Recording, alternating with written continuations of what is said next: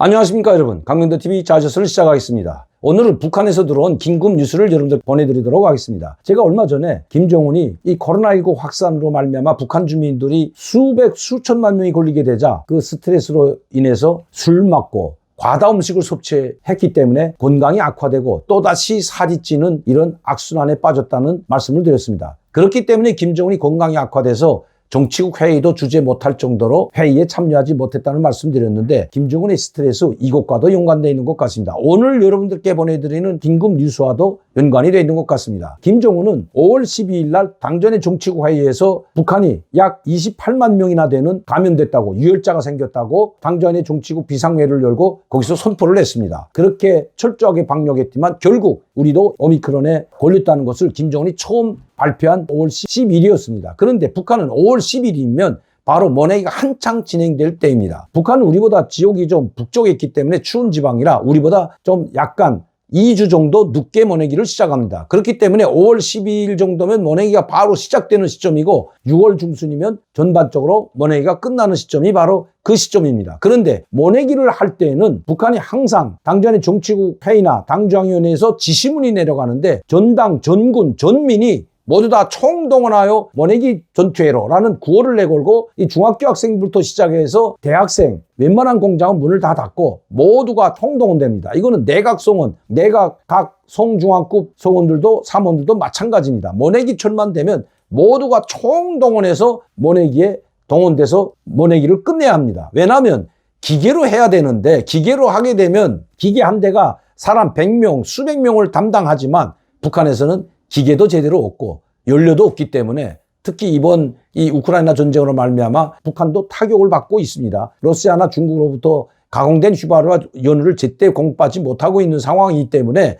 지금 기계로 할 상황이 되지 못합니다. 그렇기 때문에 대체적으로 사람들이 모내기를 직접 물에 들어가서 자를 대고 줄자를 쳐놓고 사람들이 일렬로 서서 모내기를 하는 것이 이제는 관습화되었습니다. 모내기를 인해 전술로 하다 보면 그 중에서 가장 많이 투하되는 사람들, 그리고 일 능률적으로 보나 일의 효율성을 보나 군대를 투입하는 것이 가장 효율적인 것입니다. 왜냐하면 이 군대는 집단으로 움직이면서 집단으로 행동하기 때문에 일부 대학생들이나 중학교 학생들, 노동자들보다도 단결력도 있고 조직화된 균열이 있기 때문에 맡겨진 일을 가장 충실하게 끝내는 것이 바로 군대입니다. 그렇기 때문에 이번에 오미크론 변이 바이러스 때문에 많은 주민들이 확산되고 즉 북한 주민의 3분의 2가 오미크론에 감염됐지만 군대들도 마찬가지입니다. 군대 내에도 많은 환자들이 생겼지만 환자들은 따로 격리해서 분리시켜 놓고 걸리지 않은 사람들로 한해서 모두 총동원시켰다고 합니다. 그 중에서도 4군단과 3군단 군인들이 제일 많이 동원됐다고 합니다. 아마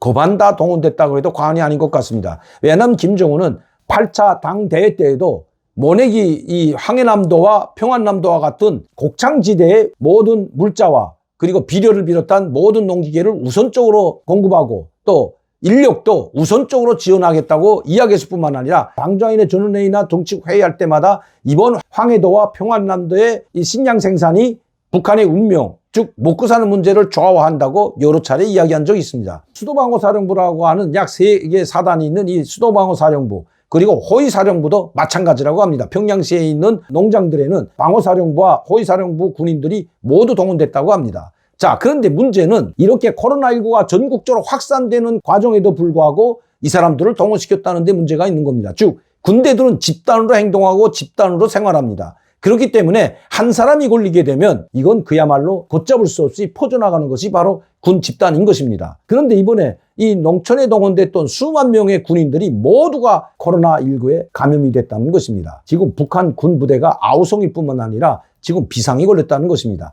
이렇게 될 줄을 알면서도 김정은은 어쩔 수 없이 먹고 사는 문제를 해결하기 위해서는 군인들이 어느 정도 희생을 감수해서라도 농사철에 정말 이 기초를 놓치게 되면 농사를 못 짓기 때문에 모든 역량을 모내기에 집중시켰던 것이 김정은이었던 것입니다. 김정은의 지시에 의해서 이 군부대가 모든 황해도와 평안도에 집중 지원을 나갔는데 바로 여기에서 집단으로 감염됐다는 것입니다. 북한 군인들 말이 아니라고 합니다. 그런데 문제는 이 군인들이 야근고사하고 먹을 것도 인민무력성에서 후방총국에서 공급해서 제대로 먹이지 못하면서 농사에 동원시켰기 때문에 김정은은 각 도당 책임비서, 즉 평안남도 평안북도 당 책임비서들, 황해남도 황해북도 당 책임비서들에게 과업을 줘서 너희 도에 배치되는 군인들의 먹고 사는 부식물은 너희가 공급해 주라고 명령을 하달했다고 합니다. 이 명령을 수행하지 못하면 도당 책임비서는 총살되는 건 당연하죠. 그러나 도에 무슨 쌀이 있고 무슨 부식물이 있겠습니까? 도당 책임비서가 고안해낸 것이 바로 도에 있는 주민들과 농민들의 식량을 거두고 돈을 걷어서 부식물과 쌀을 공급했다고 합니다. 그것도 옥수수나 감자밖에 공급해 줄 수가 없는 거죠. 지금 무슨 북한에 쌀이 남아도는 것이 있어서 인민들 걸 빼앗아서 약탈해서 군인들을 지원할 수가 있겠습니까? 농민들이 기르던 돼지, 닭, 개, 가축까지도 모두 잡아서 그 군인들에게 총 용량을 집중해서 공급할 때 대한 명령이 내려졌기 때문에 어쩔 수 없이 자기 집에서 그렇게 아끼던 토종 닭이나 나는 이 종자 닭이나 개나 돼지를 모두 잡아서 어쩔 수 없이 군인들에게 공급했다고 합니다. 문제는 약이라고 합니다. 자, 먹을 것은 그렇게 해서 어느 정도 군인들에게 더 주민들의 식량과 가축을 약탈해서 공급을 해줬는데 문제는 약이라는 거죠. 지금 북한에서는 약이 없어서 보드나무 잎사귀를 꿀에서 먹고 또 심지어 이 이야기는 제가 하는 노동신문에도 실렸고 조선중앙TV나 조선중앙방송에서 이런 이야기들을 계속하고 있습니다. 자, 보드나무 잎을 다려 먹어라. 약이 만능이 아니다. 이거 백신이 무용지물이다. 노동신문에 이런 글을 싣고 있는 것 참 어처구니가 없는 거죠. 방역은 백신을 맞아서 되는 것이 아니다. 고리두기하고 철저히 마스크를 두 겹, 세 겹 끼라고 합니다. 근데 마스크가 어디서 나서 두 겹, 세 겹 낄까요? 마스크를 착용할 수 있습니까, 여러분? 하나도 없어서 못하고 자기 속옷을 찢어서 마스크를 만드는 북한 이 불쌍한 사람들. 어떻게 두 겹, 세 겹을 낄 수가 있을까요? 북한의 이 서민들의 생활, 막 빠져 있는 군인들의 생활을 전혀 모르고 있는 김정은. 자기가 두 겹, 세 겹 끼니까 북한 주민들에게도 그렇게 할 것을 주문하는 김정은과 북한 당국. 참 어처구니가 없는 것 같습니다. 보드나무 잎사귀를 끓여 먹으라고 조선중앙TV가 이야기했고 이제는 양파 껍데기나 팥뿌리를 다려서 먹으면 예방에도 좋고 코로나19도 극복할 수 있다고 지금 선전하고 있습니다. 팥뿌리와 양파를 다려 먹으라고 하는 북한. 백신은 만능이 아니다고 선전하는 북한. 그러나 예방주사를 맞지 못한 북한 주민들, 북한 군인들 무더기로 지금 코로나에 확산됐다는 소식입니다. 이런 상황에서 김정은 과연 핵실험할 수 있을까요? 물론 이런 걸 예상 못했던 김정은은 결코 아닐 것입니다. 그렇기 때문에 오늘 노동신문도 벌써 코로나19 확진자가 그 확진자라고 하는데 유혈자죠. 유혈자면 중증 환자랑 비슷한데 그 유혈자가 이제 5만 명 밑으로 떨어졌다고 또다시 거짓말을 하고 있는 것입니다. 백신이 만능이 아니다. 약이 대안이 아니다. 고리두기하고 마스크 두 겹, 세 겹 끼면 얼마든지 코로나를 극복할 수 있다. 그러나 코로나를 결코 마스크 몇 장을 꼈다고 해서 막을 수 있는 변이 바이러스가 아니라는 것 이미 전 세계가 경험을 했습니다. 우리가 그렇게 백신을 3번, 4번 맞고도 많은 사람들이 아직도 하루에 90명, 100명씩 사망자가 생기는데 5만 명, 10만 명 되는 북한 당국이 발표하는 게 그렇습니다. 그렇다면 하루에 약 20만, 30만이 생기는 것은 불보듯 뻔한 일인데도 불구하고 단 한 명의 지금은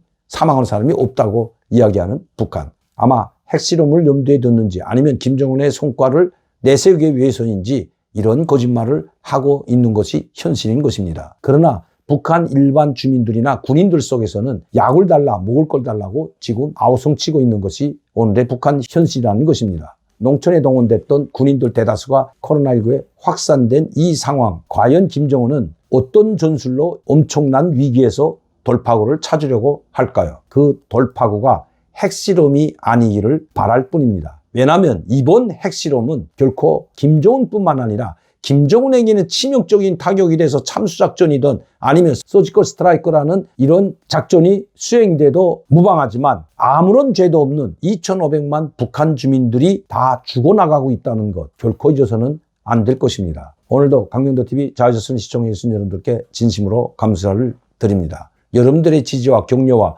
후원이 있기 때문에 이런 좋은 뉴스를 여러분들께 보내드릴 수 있다는 것 다시 한번 말씀드립니다. 많은 분들이 구독하고 시청할 수 있도록 전파를 부탁드립니다. 저는 내일 이 시간에 다시 뵙겠습니다.